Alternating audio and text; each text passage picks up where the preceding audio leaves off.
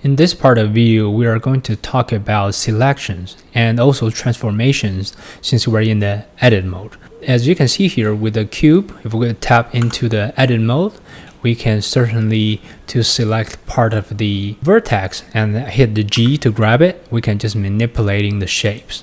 Okay, that's pretty much that how this shortcut key G to use, just kind of transforming in the way.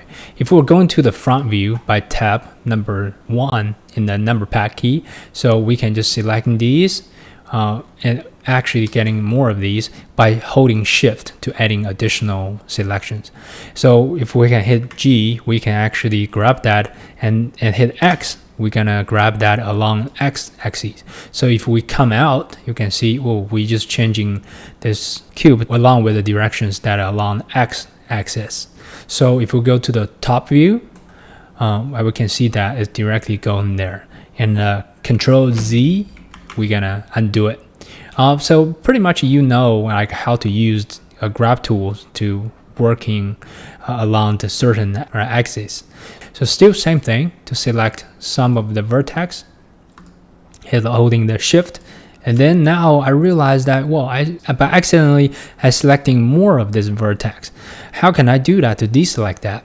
Well, here's a very lovely shortcut I use very often, which right now you're gonna hit the B, and then now you have something going on here in the viewport. You just going to hold the middle mouse button, okay, and to drag a box into the area that you want to deselect. That's called box deselect, and it's pretty easy to remember. And now we are only left as the vertex that we want to select.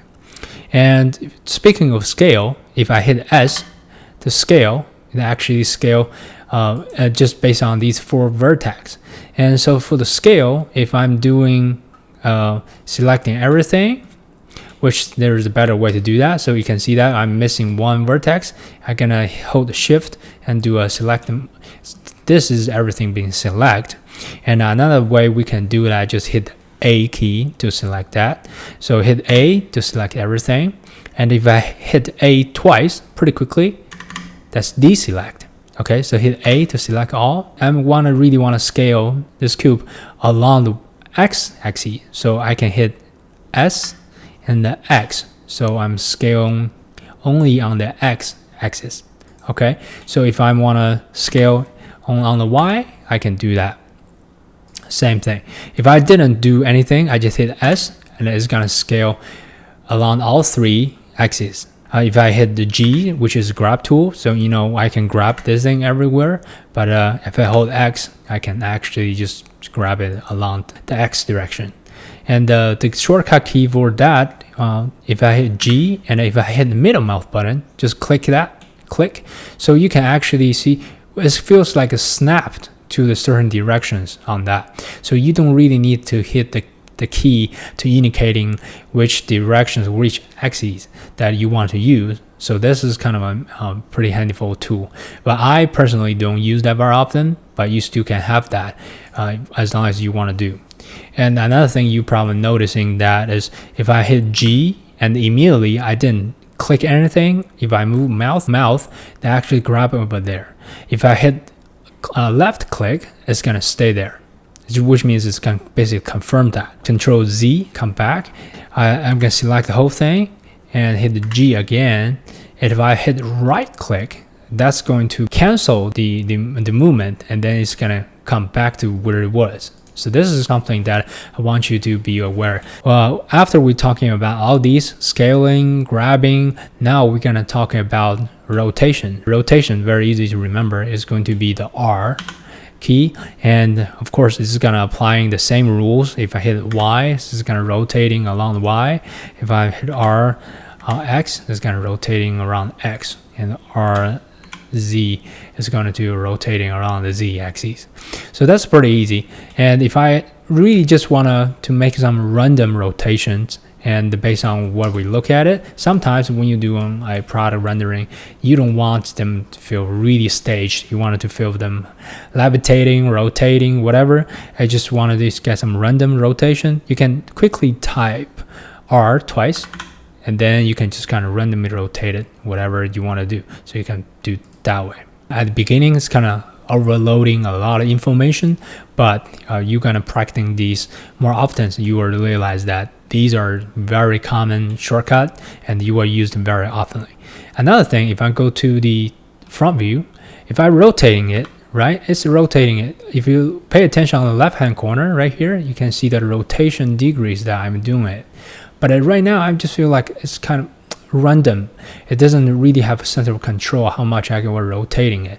If I really want rotating like 90 degrees, it's taking me a while to making sure, 90, 91. This is really difficult. So what you can do here when you're rotating, if you hold control key, you're rotating in within 15 degrees increment.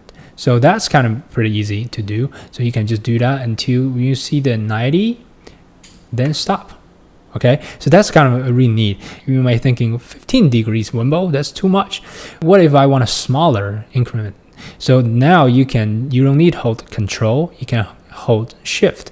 So you can see that I'm rotating very quickly, but that's the whole thing is rotating very slowly. So you can do some minor adjustment accordingly if you really want tweaking the rotation perfectly. You see when we're selecting things, there are just certain angles when we utilizing selections, looking through the viewport.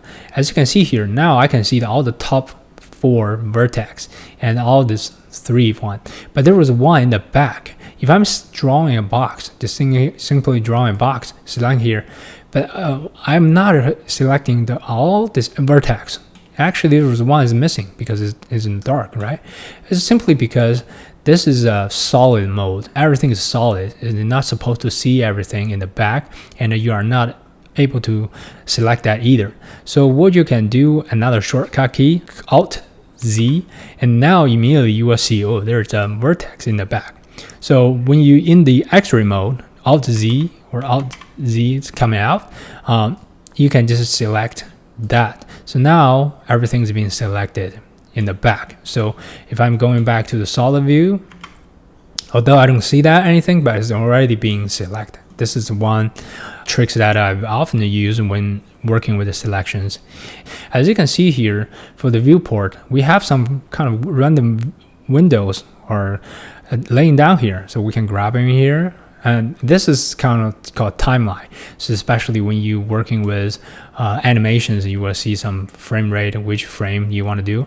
For our purpose, we don't need that. So how can we get rid of this? So if you slowly move your mouse over here, suddenly you see a cross, and now you can hit left click, and then you kind of move up and down.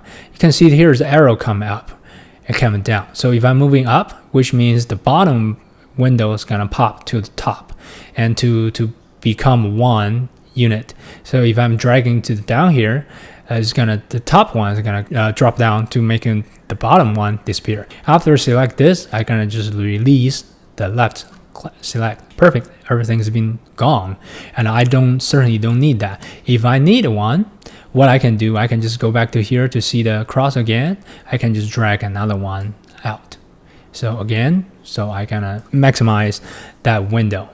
Another thing I want to do is to actually working on some view layers icons. So if you go to here, filters, we can click that. We can actually to enable some layers to do that. So there will have more options. So basically what you can see here, we have the cube, right? We also have the light and the camera. If I'm gonna click eyeball icon, it actually disappeared in the viewport. And the camera one is for the render view. So it's like you can still see what's going on here, but when you uncheck this camera icon, so when you render, this cube is not inside of your frame. So that's just something that I want to make sure you understand that. For this small arrow here, this is actually being selection. So if I'm uncheck this thing off, when I do a selection, which is the A to select everything, this thing is not being selected because it's being protected or unselected. Be unselectable. So that's how this thing works. If you hit H, stand for hide, right? You can hide the thing. It's basically just controlling the eyeball icon to hide it. If I want to unhide it, can hit Alt H then you will unhide certain item. So that can be a pretty handy. And a lot of times when people actually knowing certain workflow, you always want to start with certain look. Personally, I really like to start my viewport as a front view, and also I don't need the camera and the light every single time when I come in, and even this cube. So I can select everything. I can just hit X to delete it, and you can see here, delete, okay, yes. So everything is gone.